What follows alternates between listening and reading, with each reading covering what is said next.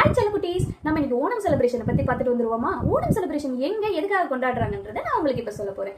ஓணம்னா என்ன? ஃபர்ஸ்ட், ஓணம் ஒரு harvest festival. இது ஹாப்பினஸ் ஃபெஸ்டிவல்னு சொல்லலாம். இது கேரளாவில தான் மிக பிரம்மாண்டமா கொண்டாடுறாங்க. ஃபார்மர்ஸ் கஷ்டப்பட்டு விழுது கிராப்ஸுக்கு தேங்க்ஸ் சொல்லணும்ல, ஹாப்பினஸோட செலிப்ரேட் பண்ற இந்த ஸ்பெஷல் டேக்கு மகாபலியோட கிங் ஸ்டோரி தான் இங்க ஒரு ஹைலைட்டே. ரொம்ப இயர்ஸ்க்கு முன்னாடி மகாபலி மகாராஜான்னு ஒரு கைண்ட் ஹார்ட்டட் கிங் இருந்தாரு. அவரோட கிங்டம்ல எல்லாரும் ஹாப்பியா, ஈக்குவலா, பீஸ்ஃபுல்லா வாழ்ந்தாங்க. ஒரு நாள் வாமனான்னு ஒரு குட்டி பையன் அவரிடம் வந்து எனக்கு 3 அடி நிலம் வேணும் அப்படின்னு கேட்டாரு. மகாபலி சரின்னு ப்ராமிஸ் பண்ணாரு. வாமனா பெருசாகி முதல்ல 1 அடியில பூமியை அளந்துட்டாரு, 2வது அடியில வானத்தை கவர் பண்ணிட்டாரு, 3வது அடிய மகாபலி தன்னோட தலையவே கொடுத்தாரு.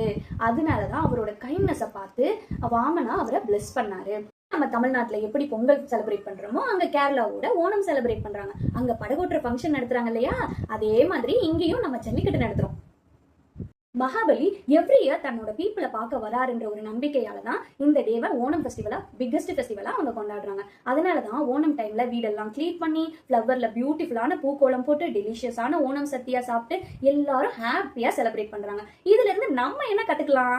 பூக்கோளத்துல நம்ம கிரியேட்டிவிட்டியும் டீம் ஒர்க்கும் கத்துக்கலாம். ஓணம் சத்தியால ஷேரிங் அண்ட் டுகெதர்னஸ் கத்துக்கிறோம். அப்புறம் மகாபலியோட ஸ்டோரியில மகாபலியோட கைண்ட்னஸ் பார்த்து நம்மளும் ஈக்குவாலிட்டினா என்னன்னு கத்துக்கிட்டோம். ஹார்வெஸ்ட் ஃபெஸ்டிவல்னா ஃபார்மர்ஸ்க்கு தேங்க்ஸ் சொல்லணும், அவங்களை அப்ரிஷியேட் பண்றதையும் நம்ம கத்துக்கிட்டோம். செலிப்ரேஷன்னா டுகெதரா எல்லாரும் ஹாப்பியா ஷேர் பண்றதை நம்ம கத்துக்கிட்டோம்.